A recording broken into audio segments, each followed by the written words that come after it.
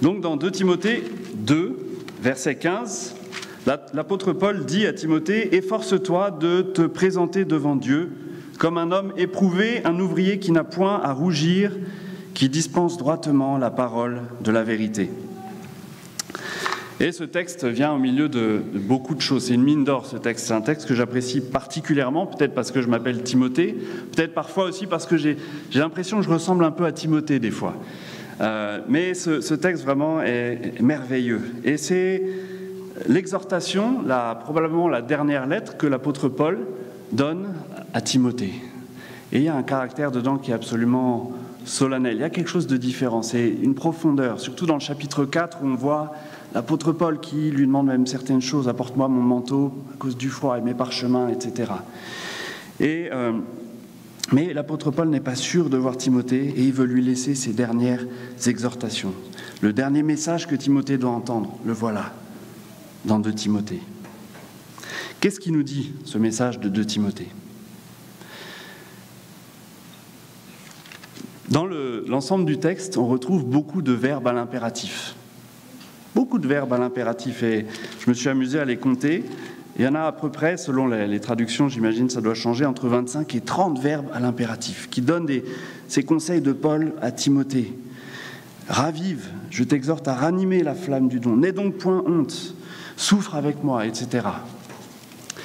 Et l'ensemble de ces exhortations que Paul donne à Timothée, on pourrait les résumer en deux grands points. Au verset 1 du chapitre 2, on voit « Fortifie-toi dans la grâce qui est en Jésus-Christ ».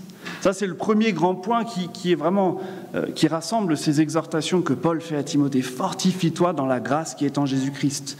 Pour affronter le contexte de persécution dans lequel tu es. La situation était difficile à l'époque de Timothée.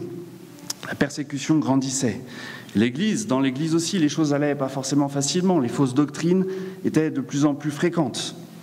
Fortifie-toi dans la grâce qui est en Jésus-Christ. Et la deuxième grande exhortation qu'on trouve, finalement, qui est résumée par ce verset 2 du chapitre 4, qui est « Prêche la parole ». Quand on a étudié le livre de 2 Timothée dans la formation des leaders, et on leur a demandé au début, on nous a demandé de réciter notre verset préféré dans 2 Timothée. Je ne sais pas ce que vous auriez répondu pour vous, mais pour moi, c'est vraiment ce verset, effectivement, de « Fortifie-toi dans la grâce qui est en Jésus-Christ », qui est la base. Et ce qui en découle, prêche la parole. Et finalement, Paul ne pouvait pas dire à Timothée juste « prêche la parole ». Il fallait que Timothée, d'abord, l'expérimente, en soit lui-même encouragé. Il y a un schéma que j'aime beaucoup me représenter et que je veux ce matin, alors que j'expose la parole devant vous, c'est de voir que la parole est au-dessus. La parole est plus importante que Timothée, que le cadre. Et elle me transforme, elle agit en moi. Et par son Esprit Saint aussi, elle vous parle, elle parle à vos cœurs ce matin. Alors, ces deux exhortations, elles nous concernent tous. Dans le chapitre 2 de Timothée, il y a plusieurs modèles, il y a plusieurs illustrations qui sont données à Timothée. D'abord, il parle, verset 1 et au verset 2, de l'exemple finalement même de Paul, l'enseignement que tu as reçu de moi. Et puis au verset 3 et 4, il parle de cet exemple du soldat. Et puis au verset 5, l'athlète. Au verset 6 et 7, le laboureur. Au verset 8 jusqu'au verset 13, Jésus-Christ lui-même. Souviens-toi de Jésus-Christ. Souviens-toi de Jésus-Christ. Et l'exemple de l'ouvrier dans le passage qu'on a regardé, verset 14 au verset 19. Et puis il termine par cette comparaison encore avec le vase. Vase d'honneur, vase vil. Mais on va relire maintenant, on va revenir dans notre passage de Timothée, et je vais simplement me borner, comme le temps est court, à ce seul verset 15. « Efforce-toi de te présenter devant Dieu comme un homme éprouvé, un ouvrier qui n'a point à rougir, qui dispense droitement la parole de la vérité. » J'ai 3 petits points à voir dans ce verset. Et je suis désolé, je vais commencer par la fin et je vais revenir au début après. Les derniers mots se termine par la parole de la vérité. Alors, en opposition à la parole de la vérité, il y a quoi? Il y a la parole du mensonge, il y a ce qui est faux. Il y a d'un côté la parole de la vérité que l'apôtre Paul veut vraiment ancrer en Timothée, veut vraiment lui dire « Reste attaché à ce que tu as appris, garde le dépôt », comme il dit déjà en 1 Timothée, il répète en 2 Timothée « Garde ce dépôt ». Reste attaché à cette parole de la vérité. La parole de la vérité. Vous savez, le diable est doué pour contrefaire. C'est sa spécialité. Dès les premières pages de la Bible, vous pouvez tourner avec moi dans le livre de Genèse, au chapitre 3. La parole qui a été donnée à Adam et Ève, à Adam en particulier, au chapitre 2, verset 17, c'est « Tu ne mangeras pas », donc verset 16, « Tu pourras manger de tous les arbres du jardin. » D'accord ? Mais « Tu ne mangeras pas de l'arbre de la connaissance du bien et du mal, car le jour où tu en mangeras, tu mourras certainement. » Et puis, c'est la parole qui est donnée, puis au chapitre 3, le diable arrive sous forme du serpent et il dit « Dieu a-t-il réellement dit ?» Qu'est-ce qu'il est en train de faire? Il est en train déjà de s'attaquer à la parole de Dieu.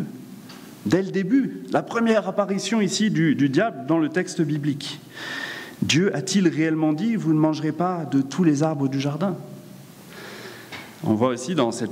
On aime bien comparer la première tentation, le premier Adam qui a chuté, et le dernier Adam, Jésus-Christ, qui a résisté à la tentation dans Matthieu ou Luc, chapitre 4.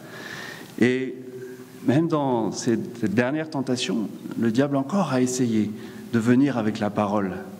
Et, comme on dit, de sortir un texte de son contexte pour en faire un prétexte. Vous avez déjà entendu cette petite phrase. Donc le diable est champion pour faire ça. Et vous savez, ça m'a fait penser à quelque chose d'assez basique à Mango. Quand on veut aller au marché pour acheter des chaussures aux enfants, des tongs, donc on va dans le marché et puis on a les grands étalages de tongs. Et là, il y a toutes sortes de marques. Et il y a même des tongs Apple, la marque Apple, c'est des high tongs. Je ne sais pas si vous avez vu ça quelque part. Et alors, des high tongs, 300 francs seulement. Et bon, on peut dire que c'est une contrefaçon grossière, n'est-ce pas? Je ne sais même pas si le mot contrefaçon peut s'appliquer à ça, n'est-ce pas? Mais ça nous fait sourire, en tout cas. On sait que ce n'est pas Apple, on sait que ça ne vient pas de Californie là-bas. Et puis parfois, on a besoin aussi d'acheter un nouveau téléphone. Moi, j'ai un Samsung, je ne fais pas de pub, mais j'ai un Samsung aujourd'hui. Et puis on arrive dans la boutique de vendeur de téléphone et on lui dit moi je voudrais un Samsung. Puis là il vous sort deux téléphones. Il vous dit c'est un ami, il va pas me tricher quoi. Donc ça c'est la copie, ça vaut 30 000 francs. Ça c'est l'original. Je vous dis pas le prix, mais c'est plus cher. Donc ça c'est... d'accord, vraiment les deux téléphones se ressemblent. Alors, ok, on prend la copie, on allume, et puis rapidement on se rend compte que c'est une copie, quoi. Surtout quand on commence à le manipuler un peu. Donc il y a des contrefaçons, vous savez, qui sont grossières, qui sont évidentes. Et puis il y a parfois des contrefaçons qui sont plus subtiles, où il faut creuser un petit peu pour les voir, pour les déceler. C'est pourquoi Timothée reçoit cette exhortation. Je vais passer au deuxième point. L'apôtre Paul lui dit « Sois donc un ouvrier qui dispense droitement la parole de la vérité, qui dispense droitement. » Le mot « droitement » ici, c'est un peu comme si vous disiez à un maçon « J'aimerais que tu me fasses un travail droit », qui coupe droit, littéralement. Mais l'idée que la charpente qu'un charpentier doit faire doit être bien droite, que le mur que le maçon va dresser doit être bien droit. Sinon quoi? Sinon, il va rougir de son travail. Ça va se voir et puis il va être là comme ça. Et si c'est vrai pour le travail d'un maçon, si c'est vrai pour le travail d'un charpentier, combien encore plus est-ce vrai pour nous qui tenons la parole de Dieu dans nos mains et dans nos cœurs? Combien nous avons cette responsabilité de la dispenser droitement. Rester sur la ligne, ne pas ajouter. C'est facile d'ajouter. Un des schémas clés de cette formation, c'est qu'on voit que souvent, notre cadre, c'est-à-dire notre culture, notre éducation, notre famille, nos habitudes, veulent prendre la place et veulent modifier la manière dont on interprète la parole de Dieu. Alors, sois un ouvrier qui dispense droitement la parole de la vérité.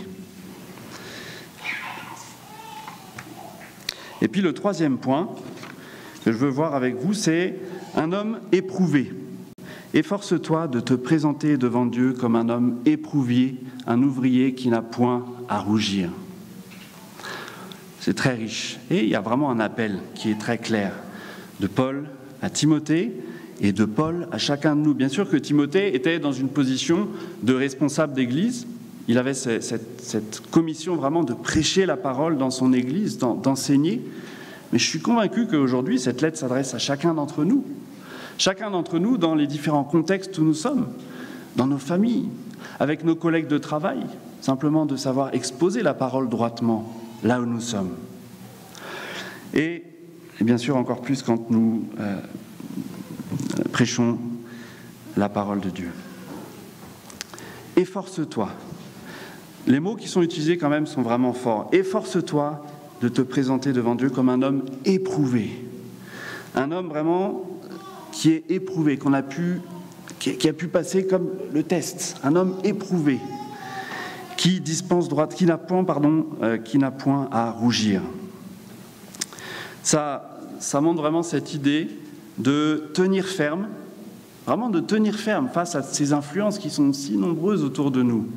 De tenir ferme et de tenir dans la persistance vraiment pleine à dispenser la parole de Dieu droitement. Et ça rentre vraiment dans ce contexte du chapitre 2. Timothée, efforce-toi de dispenser la parole de Dieu droitement, comme moi, Paul. Versets 1 et 2, comme moi, Paul, je le fais. Comme le soldat qui est engagé seul au service de son maître. Toi-même, sois seul, engagé vraiment pour le service de ton maître, notre Dieu. Ne sois pas distrait par autre chose. Comme l'athlète, au verset 5, qui persévère, qui va jusqu'au bout, selon les règles. Comme le laboureur qui travaille dur, et le mot ici, la peine du laboureur, vraiment, montre vraiment que le travail qu'il fait, c'est jusqu'au bout de ses forces. Jusqu'au bout de ses forces. Timothée, jusqu'au bout de tes forces. Et force-toi d'être trouvé en train de dispenser droitement la parole de la vérité. Comme Jésus-Christ. Souviens-toi de Jésus-Christ, qui est notre modèle par excellence. J'aimerais simplement conclure avec quelques mots d'application. C'est venir dans une église et dire « Bon, mes amis, il faut que vous lisiez votre Bible, il faut que vous l'étudiez plus fidèlement. » C'est une exhortation facile, n'est-ce pas? Et pourtant tellement riche de conséquences dans nos vies. Tellement riche de conséquences dans nos vies. Un petit peu plus tard dans le livre de Timothée, l'apôtre Paul met encore en garde Timothée. Il lui dit « Car il viendra un temps où les hommes ne supporteront pas la saine doctrine, mais ayant la démangeaison d'entendre des choses agréables, ils se donneront une foule de docteurs selon leurs propres désirs, détourneront l'oreille de la vérité et se tourneront vers les fables. » La commission, la charge que l'apôtre Paul veut vraiment appuyer sur Timothée, qui lui a déjà donné, mais qui veut vraiment le maintenir dans cette charge. Et pour nous aujourd'hui, de la même manière, c'est vraiment de rester ferme face à ces influences qui peuvent nous détourner de la vérité. Récemment, on a eu le privilège d'avoir une petite conférence par Zoom avec un très bon prédicateur français. Avec nos frères du Togo, on a pu avoir cette petite conférence il y a 3 semaines. Et ce même prédicateur français était venu il y a 3 ans au Togo. 3 ans. Et il avait donné une formation à la prédication à nos frères et sœurs togolais engagés dans le travail de l'hôpital. Et puis, donc, comme il les revoyait après ces 3 ans, il leur a demandé « Ah, alors, quelle est la chose la chose que vous avez retenue le plus de cette formation à la prédication. Et là, il y a un de nos frères un peu, qui a le sens un peu de l'humour, mais qui a répété quelque chose que ce prédicateur français avait dit. Il dit « Ah, moi j'ai retenu que pour être un bon prédicateur, il faut se muscler le muscle des fesses. » Pardonnez-moi, il n'y a rien de vulgaire là-dedans. Hein. Alors là, moi j'ai écouté ça, je n'étais pas à la formation à la base. Ah. Et il a expliqué un peu plus. Et oui, il faut être longtemps assis sur sa chaise, les yeux dans la parole, étudier, creuser, découvrir. Et c'est l'œuvre du prédicateur de la parole de Dieu. C'est cette exhortation que Paul, d'une manière un peu plus raffinée quand même, donne à Timothée dans le premier livre de Timothée, au chapitre 4 et au verset 15. « Occupe-toi de ces choses, donne-toi tout entier à elles, afin que tes progrès soient évidents pour tous. » Donc, simplement pour terminer, j'aimerais vous laisser cette exhortation à vous, et c'est un objectif vraiment pour moi en tout premier lieu, de recevoir cette exhortation de Paul, et comme des Timothées, et de vraiment prendre cette décision, si on ne le fait pas encore, d'étudier la parole de Dieu, de creuser la parole de Dieu, de devenir vraiment des hommes fidèles à la parole de Dieu et qui dispensent droitement la parole de la vérité. Je prie que ça soit une réalité pour vous tous dans l'Église et pour nous à notre retour aussi prochainement au Togo. Je vous remercie encore beaucoup pour votre attention et je vous propose de terminer par la prière maintenant.